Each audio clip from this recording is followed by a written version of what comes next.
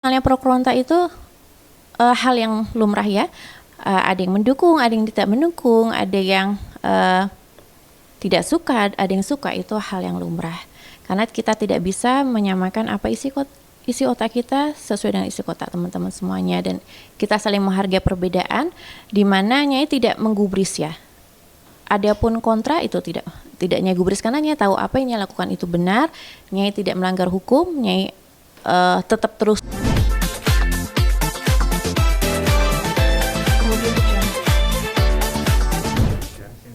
Halo, assalamualaikum warahmatullahi wabarakatuh. Alhamdulillah, terima kasih sudah silaturahmi sahabat-sahabatku Gospot RCTI. Yuk mari silakan masuk. Nah, di sini di masa pandemi ini kita tetap harus 3M, menjaga jarak, mencuci tangan dan juga memakai masker. Tapi karena kita ini hanya segelintir orang aja, jadi kita tetap menjaga jarak, pakai maskernya nanti lagi. Iya. Selama di rumah, selama pandemi ini lagi sibuk apa aja, Kak? Iya, alhamdulillah sih di masa pandemi ini tidak menutup kemungkinan untuk tetap terus kita berkarya. Jadi untuk di bidang tarik vokalnya, alhamdulillahnya sudah mengeluarkan hit single kelima, yaitu bertajuk Rindu Ibu. Ini genrenya adalah religi pop, dan alhamdulillah sudah dirilis di 120 radio seluruh Indonesia. Dan alhamdulillah juga animonya masyarakat sangat baik, banyak sekali yang merequest Rindu Ibu, karena ini merupakan suatu curahan hati dari Nyai pribadi terhadap kerinduan sesosok mamah tersayang ibu yang tempo hari wafat ketika Nyai masih di dalam rutan. Jadi ini merupakan lagu true story ya, yang sangat berkesan sekali, mendalam di dalam hati Nyai sendiri. Nah, selain masih selalu roadshow di beberapa radio untuk khusus promo Rindu Ibu, Nyai juga di studio musik and DJ of Roro Fitria masih selalu memproduksi. Jadi lagu-lagu EDM Nyai produksi sendiri. Ada beberapa sudah dihasilkan, yaitu ada seperti The Queen, Sahara, Sweet Dance, The King, dan juga Sadness. Jadi alhamdulillah sih di masa pandemi ini tidak mengurangi kreativitas Nyai di dalam berseni musik, baik berolah vokal maupun bermusik elektronik dance musik gitu. Kak, boleh tunjukin di warna rumah ini apa? Warna emas gitu. Oh iya, alhamdulillah ini merupakan suatu peninggalan rumah dari almarhumah ibunda tercinta yang telah tiada. Ini Nyai sangat bersyukur dan selalu merawat, karena ini kan merupakan suatu kenangan indah di mana dulu saat mamah masih berada di samping Nyai, dan kalau untuk menarik benang merah gayanya adalah Romawi klasik. Jadi menonjolkan dari sisi-sisi pengambilan warna goldnya dan juga ornamen-ornamennya, ukiran-ukirannya, lampu kristalnya dan lain sebagainya. Kak, boleh kesini, Kak? Oke. Iya. Nah, alhamdulillah juga di sini Nyai mempunyai beberapa lukisan yang merupakan warisan dari nenek moyang leluhur. Salah satunya adalah ini lukisan Bunda Ratu. Namun ini merupakan suatu ada yang berbeda. Jadi dari Nyai pribadi ini merupakan Panglima Ratu dari Kerajaan Pantai Selatan. Jadi berbeda dengan Kanjeng Gusti Ratu Kidul gitu. Jadi ini merupakan suatu benda prasasti bersejarah yang harus Nyai rawat tanpa harus diritualkan. Jadi perbedaannya Nyai sebelum dan sesudah hijrah adalah itu. Jadi sekarang Nyai lebih merawat sebagai benda sejarah dan harus disimpan baik-baik ya, karena ini merupakan warisan dari nenek moyang, bapak ke ibu almarhumah. Dan sekarang tanpa perlu diritualkan karena ini alhamdulillah sudah hijrah, jadi lebih fokus ibadah khususon Allah Ta'ala, bertauhid. Kak, untuk lukisan ini mungkin didapatkan dari berapa tahun yang lalu? Udah lama sekali ya Nyai, waktu Nyai kecil pun juga udah ada, jadi dari nenek moyang gitu. Jadi tepatnya Nyai nggak tahu karena udah lama sekali, dan dari ibunda pernah bercerita kalau ini merupakan suatu legenda tersendiri gitu. Tidak bahkan dari kalau untuk lukisan sendiri emang orang yang ngasih sendiri atau emang melukis sendiri sih Kak? Nya kurang tahu karena memang udah warisan ya, jadi sudah ada udah lama sekali. Jadi untuk tepatnya yang belum tahu. Dan sekarang penampilan lebih Alhamdulillah. lancar. Iya. Kan? Iya. Prosesnya.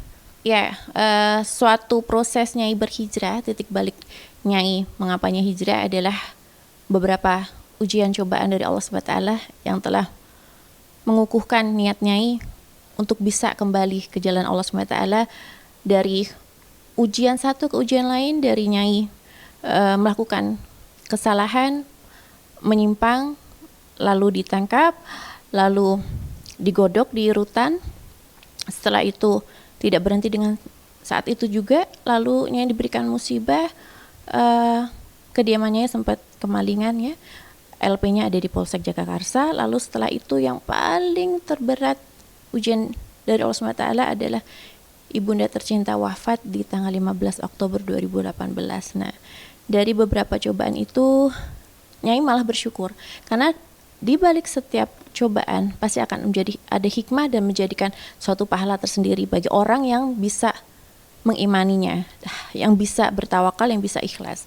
Yang bercoba ikhlas, mencoba lebih mendalami lagi ilmu-ilmu agama, dan alhamdulillah sekarang yang udah hijrah. Insya Allah mohon didoakan supaya Nyai tetap istiqomah, baik hijrah di luar maupun hijrah di dalam hati. Hijrah di luar kita bisa melihat ada suatu bentuk visual fisik, yaitu menutup aurat. Tapi kalau hijrah di hati itu hanya Nyai dan Allah SWT yang tahu. Dengan apa? Yaitu dengan selalu menjalankan perintahnya, menjauhi larangannya. Insya Allah mudah-mudahan selain contoh melakukan sholat fardu, sholat rawatib, puasa, yaumil bid, Senin Kemis dan lain sebagainya, itu yang terpenting. Kak, berarti kalau untuk rumah ini kan kalau di berita-berita juga kan, ini kan temanya serba emas nih. Itu kalau rumah sendiri bisa sampai berapa? 12 M atau gimana sih Kak? Oh iya, kalau misalnya sebenarnya sih akumulatif ya, akumulatif dari pembangunan, renovasi, terus interior eksterior, dan juga perabotan-perabotannya, dan juga hal-hal yang lain, item-item yang lain, mungkin akumulasinya tempo hari sempat berbincang-bincang sebelum Nyai mendapatkan musibah tahun 2018, berbincang-bincang dengan accounting Nyai, berbincang-bincang dengan Bunda juga, jadi kurang lebihnya ditaksir seperti itu gitu, akumulasi semuanya. Jadi sekarang udah masih lebih fokus ke apa ibadahnya sekarang Kak? Atau untuk syuting sendiri gimana?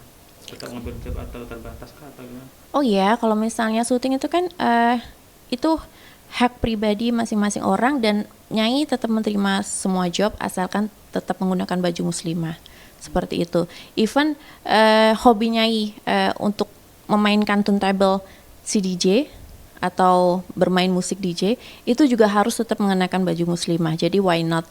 Nyai malah di sini ingin mendobrak paradigma mengapa profesi DJ itu dikaitkan dengan hal-hal negatif, atau maaf mungkin harus berpakaian vulgar mungkin gitu. Itu Nyai ingin meluruskan paradigma itu dan ingin lebih mengedepankan skill bermain musik, karena bermain musik baik itu tarik olah vokal, baik itu memainkan turntable DJ dan lain sebagainya, itu harus menggunakan teknik skill tertentu. Jadi tidak bisa sembarangan kalau bagi Nyai. Mungkin kalau lebih maksudnya sekarang lebih meluruskan kalau DJ itu tidak seperti itu semua gitu. Jadi maupun penampilan sekarang lebih berjago tetap bisa berkarya gitu kan. Betul. Iya. Kalau Kak sendiri gimana? Maksudnya ada komenan nggak? Maksudnya ini DJ tapi kok pakai hijab? Ada Iya. Iya, jadi kalau misalnya pro kontra itu hal yang lumrah ya. Ada yang mendukung, ada yang tidak mendukung, ada yang tidak suka, ada yang suka, itu hal yang lumrah. Karena kita tidak bisa menyamakan apa isi otak kita sesuai dengan isi otak teman-teman semuanya, dan kita saling menghargai perbedaan, di mana Nyai tidak menggubris ya. Adapun kontra itu tidak Nyai gubris, karena Nyai tahu apa yang Nyai lakukan itu benar. Nyai tidak melanggar hukum, Nyai tetap terus berpenampilan sesuai dengan syariat agama Islam, di mana setelah diatur dalilnya di Al-Ahzab ayat 59 dan juga An-Nur ayat 31 bahwasannya kaum muslimah baik yang sudah balik maupun belum akil balik harus tetap menutup aurat, melebarkan kain sampai dengan di bawah dada. Nah itu adalah udah hukum dalil terbesar adalah Al-Quran, jadi kita tidak bisa mentolerir lagi. Jadi Nyai tetap terus berkarya baik di bidang musik vokal maupun DJ maupun nanti ke depannya mungkin ada sinetron lagi atau film lagi, tapi tetap harus memakai hijab karena hijab baginya adalah mahkota. Untuk pendamping hidup gimana? Udah terfikirkan atau udah banyak yang berdekati atau gimana? Ya kalau untuk hal pribadi sih alhamdulillah karena memangnya selalu berdoa agar supaya Allah mendekatkan jodoh yang terbaik yang bisa menjadi imam di dunia maupun akhirat, bisa mendampingi Nyai saat waktu menyeberangi Sidratul Muntahim, bisa bertemu kembali dengan Mamah, itu adalah cita-cita Nyai. Dan alhamdulillah memang jika kita berkeinginan dan berdoa selalu kebaikan, insya Allah kita akan didekatkan dengan orang-orang yang baik pula. Jadi pantaskanlah dirimu sebagaimana kamu yang inginkan. Jadi ya alhamdulillah sih ada beberapa seseorang untuk menginginkan ta'aruf dengan Nyai, dan ada juga yang memang nyaman di diri Nyai, ya Nyai jalani gitu. Jadi masih di tahap ta'aruf, jadi saling mengenali satu sama lain. Dari kalangan selebritis, ustaz atau ada beberapa kalangan sih. Tempo hari sempat ada Habib, ada rekan pengusaha, dan juga yang sekarang ini adalah dari TNI. Iya. Udah menemukan jawabannya atau masih ikhtiar? Masih ikhtiar, masih ta'aruf karena kita juga sama-sama tidak mau buru-buru. Nah, kalau untuk hal pernikahan itu kan juga harus dikoordinasikan kedua belah keluarga, dan bagi Nyai kan memang harus menunggu 100% Nyai bebas murni. Kalau saat ini kan Nyai masih menjalani pembebasan bersyarat, jadi mungkin untuk SKCK-nya kan agak terkendala. Jadi kita ya menjalani dengan hal yang terbaik aja, karena kita terbentur dengan beberapa prosedur. Kalau gitu. Kan, katanya kalau dari sini aja. Kalau menyimpan kenangan dari penjara, apa itu? Apa itu? Kenangan dari waktu masa penjara. Oh ini apa namanya tas ya, tas hasil Boleh. karyanya sendiri. Boleh ditunjukin Kak? Oh boleh. Mas mau? Atau serapi nggak? Coba cek sama lampunya di dulu. Soalnya udah masuk di kayak jadi ini. Mau bercanda aja mikir. Jadi agak segan saya mau bercanda. Aku dulu boleh.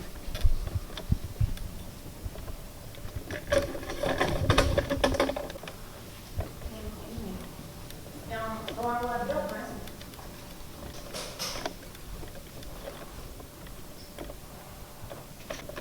Yang sini sih. Makasih ya.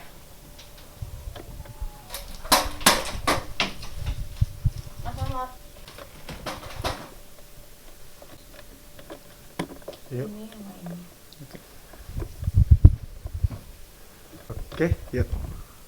Tuh tasnya apa aja sih Kak yang kenangan dari Iya, penjara jadi kemarin? alhamdulillah dalam suatu musibah pasti kita bisa mengambil suatu hikmah, dan juga malah kita bisa menambah skill kita. Jadi tempo hari di Rutan Pondok Bambu diadakan beberapa program pembinaan, baik itu pembinaan keagamaan, ya setiap hari ke masjid melakukan pengajian. Alhamdulillah thalabul ilmu sehari 2 kali pengajiannya, pengajian pagi, pengajian sore.